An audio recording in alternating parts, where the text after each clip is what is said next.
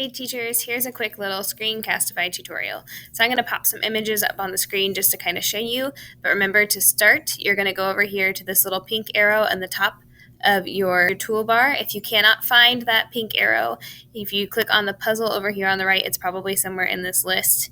If you want it to be up on this toolbar, you can make sure that this little pin button is blue and then it will be there. So once you click on this, and I'm going to insert a picture here, you'll just make sure that your webcam is on and that your desktop is on. Make sure your microphone is working. If it has that little green and yellow sound bar working, then it's on and ready to go. And then you're going to go ahead and click record. Once you do that, it's going to pop up with this box asking you to share your screen. So you're going to click on your screen and then you're going to click share. It's going to give you this little Hollywood 3, 2, 1 countdown, and then you'll be recording just like I am. Once you've started recording and you're sharing your screen, you'll get this little box over here in the bottom right-hand corner over your face. Make sure you click the X on this box so that it goes away and the students can see your face here. So my face is down here in the right-hand corner, but I can always click and drag and move this wherever I would like it to be on my screen.